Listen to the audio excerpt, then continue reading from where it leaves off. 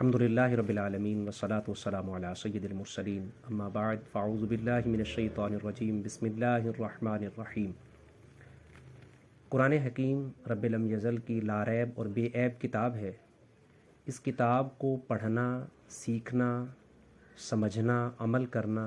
ये तमामी उमूर सआदतमंदी के काम हैं, सआदतमंदी वाले उमूर हैं। हम इंशाअल्लाह अज़्ज़ा वजल कुरान हकीम की फ़जीलत कि कुरान को पढ़ना, सिर्फ़ पढ़ना जो है ये भी फ़जीलत का हामिल है, और फिर इसे सीख लेना,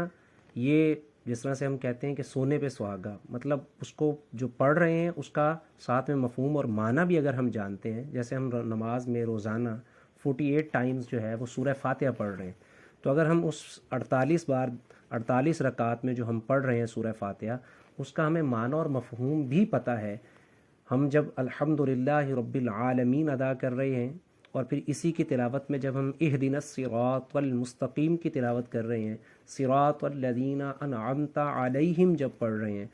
तो हमें साथ अगर इसके मफ़हूम का भी पता है तो दिल में उसके एहसासात और दिल में उसकी जो कैफ़ियत हैं वो बहुत हद तक जो है वो जाँगुज़ी होंगी, मुख्तलिफ़ होंगी, और उसके हमें समरात, फ़वाइद और बरक़ात जो हैं वो अपने दिल पर महसूस होंगे। तो कुरान हकीम सीखने वाले को फरमाया कि बेहतरीन वो शख्स है जो कुरान सीखता है और सिखाता है। यूँ ही कुरान हकीम की तिलावत करने वालों के लिए फ़रमाया कि उन्हें भरपूर अजर जो है वो अता किया जाएगा। अहादीस तय्यबा के मुताले से पता चलता है कि कुरान हकीम को जो थाम लेगा फितने के दौर में, तो वो हिदायत पर गामज़न रहेगा। तो कुरान हकीम से हमारा जो ताल्लुक़ है, कुरान से जो हमारा रब्त है, कुरान से हमारा जुड़ा रहना है, ये अज़हद ज़रूरी है। कुरान किताब हिदायत है, हुदल लिल मुत्तक़ीन, परहेज़गारों के लिए हिदायत है। लेकिन अगर मन में, मिजाज में सरकशी है, बगावत है, माज़अल्लाह नाफरमानी वाली तबीयत और मिजाज बन चुका है, तो फिर इस किताब हिदायत से भी हिदायत हासिल करना उसके लिए मुमकिन नहीं होगा। वमा युदिल्लु बिही इल्लल फ़ासिक़ीन, इससे फ़ासिक जो है वो गुमराह हो जाता है। और फ़ासिक कौन है? अल्लज़ीना यनक़ुदूना अहदल्लाहि मिन बादि मीसाक़िही व यक़तऊना मा अमरल्लाहु बिही अन यूसला व युफ़सिदूना फ़िल अर्ज़ि उलाइका हुमुल ख़ासिरून, जो अल्लाह के अहद को तोड़ देता है। तो सूरह फातिहा के मज़ामीन पर हम बात करेंगे। सूरह फातिहा की पढ़ने की फ़जीलत अपनी जगह, इसमें जो मज़मून है ताकि हम इसकी तिलावत करते हुए इसके मफ़हूम, माना और इसके मज़ामीन पर भी हमारा ध्यान हो और यूँ नमाज में हमें खुशो खुजू मिले। सूरह फातिहा को उम्मुल किताब, उम्मुल कुरान, फातिहतुल किताब, सूरतुश शाफिया, काफ़िया, वाफ़िया और सबा मसानी भी इसको कहा जाता है, क्योंकि इसके शान नुज़ूल के बारे में ये कि अक्सर उलमा का तो ये कहना है कि मक्का में नाजिल हुई, लेकिन इमाम मुजाहिद कहते हैं कि मदीना में नाजिल हुई। और यूँ ही उलमा के एक तबके की राय ये है कि ये 2 मरतबा नाजिल हुई, मक्का में भी नाजिल हुई और मदीना में भी नाजिल हुई, इसलिए इसको सबा मसानी कहा जाता है। तो सूरतुल फातिहा फातिहतुल किताब है, क्योंकि इसी से ही कलाम पाक का जो है वह आगाज़ होता है और ये अव्वलीन सूरा है। बिस्मिल्लाहिर्रहमानिर्रहीम, अल्लाह के नाम से शुरू जो निहायत मेहरबान रहम वाला।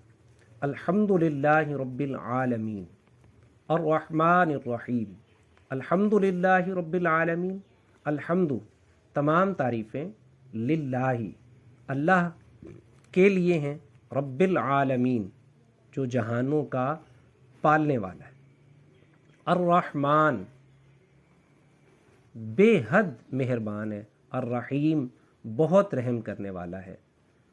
मालिक यौमिद्दीन यौम जज़ा का मालिक है, इय्याका नअबुदु व इय्याका नस्तईन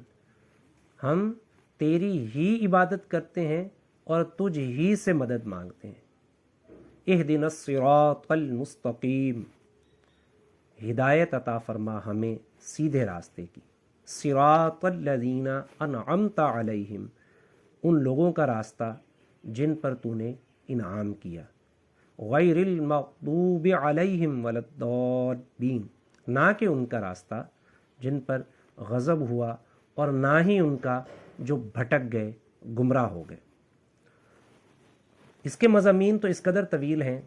कि अल-इत्तिकान के अंदर इमाम सयूती बयान करते हैं कि हज़रत अली मुर्तज़ा करमल्लाहु ताला वजहुल करीम का कौल है کہ میں سورہ فاتحہ کی تفسیر لکھوں تو اس تفسیر سے 70 اونٹ لاد دیے جائیں، لدوا دوں، وہ بھر جائیں،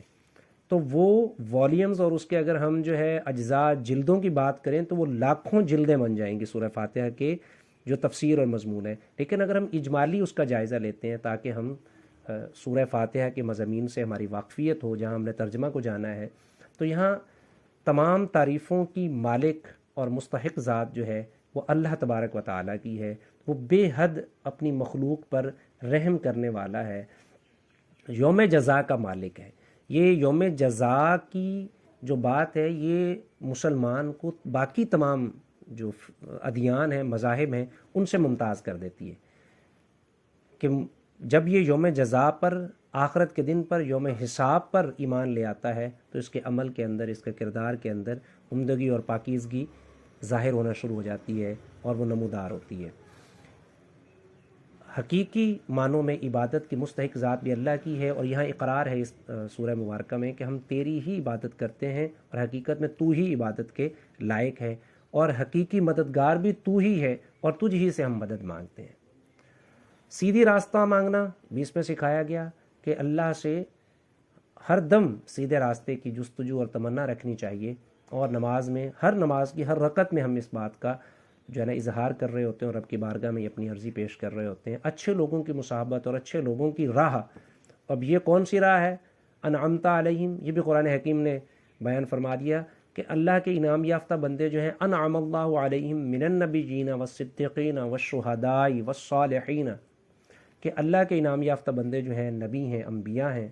والصدیقین اور صدیقین ہیں، شہداء ہیں، اور صالحین ہیں۔ صالحین اللہ کے جو نیکوکار بندے ہیں، تو ان کی جو صحبت ہے وہ بھی بے حد ضروری ہے کہ انسان اچھے آدمی کی صحبت سے اس کے کردار میں، عمل میں اور اس کے معاملات کے اندر بہتری آتی ہے۔ اور جو راہ سے بھٹکے ہوئے ہیں، جو بدکار ہیں، جو اللہ کے عذاب کے مستحق لوگ ہیں،